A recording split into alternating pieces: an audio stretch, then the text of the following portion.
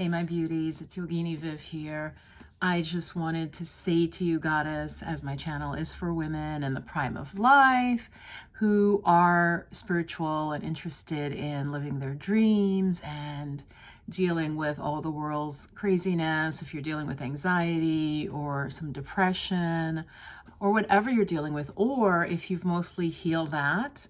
Like I have been through all of that, and I do feel mostly healed actually from depression. I still definitely have anxiety. Again, for those of you who are new here and just updating those of you who watch my channel, but that is something I think about, is anxiety and low states that can be caused by other people. So that made me think today about sharing with you that as we get older, we need to focus more on ourselves. So what I mean by that is, you know, when you're in your 20s and 30s, okay, you know, you can get away with more. Now, if you haven't gotten into your 40s and 50s, and I just mean more mature, not that you're old at that age, obviously.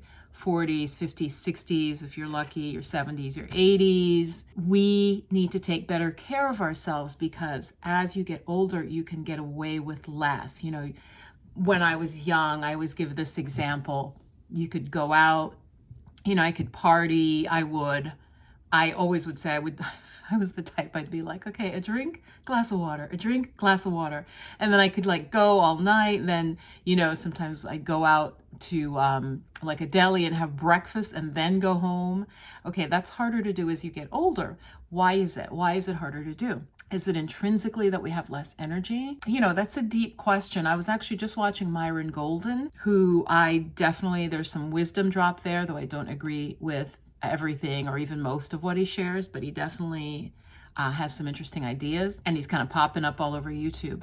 And he was saying his belief is that we are, as human beings, we're like a candle, I think it's a candle he gave, or no, a light bulb. We're burning, and then we go out, as opposed to, he was saying, don't think that as you get older, you have to like go downhill and weakness. And like, so his metaphor is like life just burns bright and then, you know, you've used it all up and then that's it. So I think that's interesting. What do you think about that? You know, he's a very vital man. He's in his 60s. You can tell he's very energetic. He definitely, you know, is keeping his body up and all of that. I agree with him somewhat on that. But all holistic systems say that as we age, we do lose, again, not Western systems. It's not like I'm trying to say you're going to be all broken down and the way that we see many Americans age. I'm talking about cultures where people age very well. They live very natural lives and they're out in the fields having their garden till they're 70, 80. That's what I'm talking about. But even in those cultures, the wisdom traditions talk about a diminishment of certain energies. Now, I talked in a video recently about the diminishment of yin and how important that is for women. You can watch that video if you want to know more. Yin has to do with the fluids in the body, the moisture in the body, and the lubrication in the body, and the blood quality. Obviously very, very important. Holistic systems say that we do have to take greater care as we get older, but that we can still be very vital, as Myron is saying, into our 70s, 80s, active, you know, no chronic diseases. So I just want to put that out there, that Goddess, we need to take care of ourselves. So what does that mean? Again, we're starting the new year. Think about your sleep. Think about when you go to sleep. Can you go to sleep a little bit earlier? That is not going to hurt anyone. This is advice I can share because this is not going to hurt anyone. If you can get into bed by 10, that would be great. Definitely try to get in by 11, okay? You're just going to catch the natural rhythms that are going to get you deeper sleep and are going to keep you healthier, you know, all things being equal. Look at your diet. Let me know if you're starting a new diet, and I prefer, rather than diet, a new way of eating. Some of you might know I'm doing much more plant-based, and I've got to share with you, over Christmas, I had, interestingly, because of the blood type diet, and I have a book back there on the blood type diet, turkey was one of the foods that was supposed to be good for my blood type. One of the meats, I should say, and some other meats are not. And so I had some turkey, I want to say 2 times over Christmas. And don't you know, I did feel more sort of aches in my joints. I felt heavier. I did not feel good. And as I thought back, I was like, that's what I did. I also had more sweets. it's the holiday season, right? So I had more pastries and I added back some meat in, and I did not feel as good. So whatever diet you're going to do, just know whatever diet it is, you want to have more vegetables. You want to have more fruits and vegetables than most of us are having. You want to have fresh whole foods, okay? So a lot of people, because I follow this, they're fighting about keto. No, it's this, you got to be vegan. No, you got to be paleo. What many of them are missing, because a lot of them report feeling better on their different diets. Most of those diets, even though they're very different, they remove, and this is what you need to take out, goddess, and you know this, pre-packaged foods, pre-made artificial foods. You want fresh whole foods. If it's a vegetable, it's a vegetable, that's it. If it's a meat, it's a meat. Ideally, though I don't particularly recommend, I'm convinced that we're supposed to have very little meat. We may have some, but not anywhere near what we eat on the SAD, which is the standard American diet.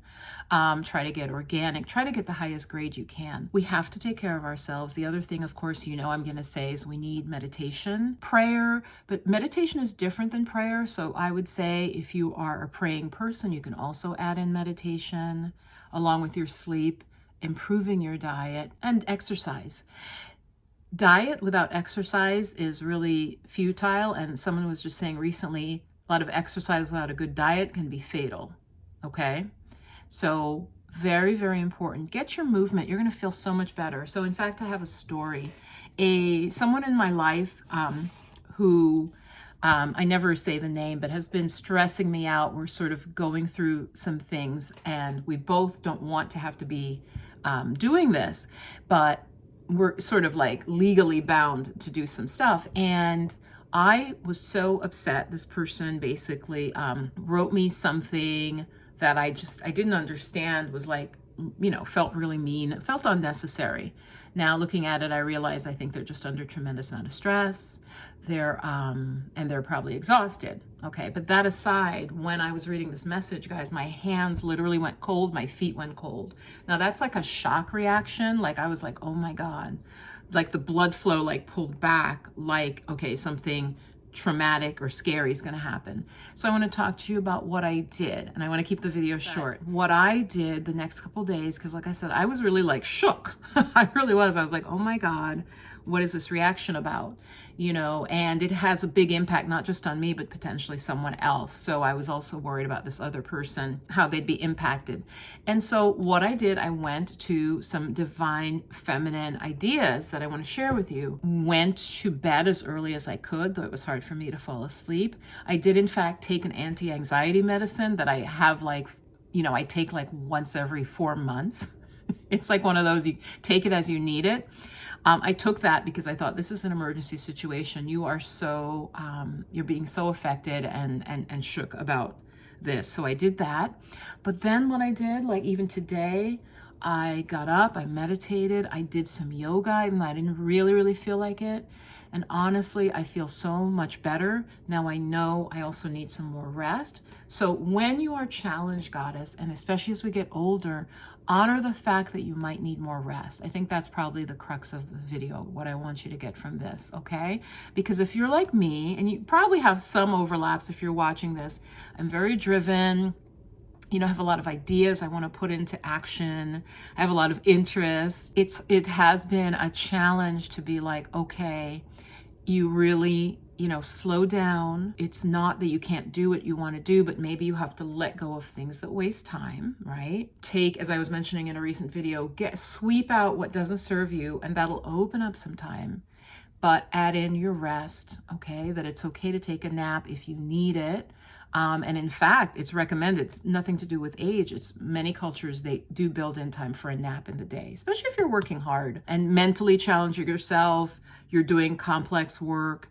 So let it be okay to take a nap if you need it, to rest if you need to, okay?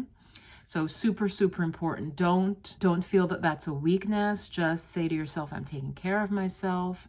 And if you don't take care of yourself, other people will see that and treat you the same way with a lack of care, okay? So we have to, as goddesses, take care of ourselves first, And then we're training those around us how to treat us.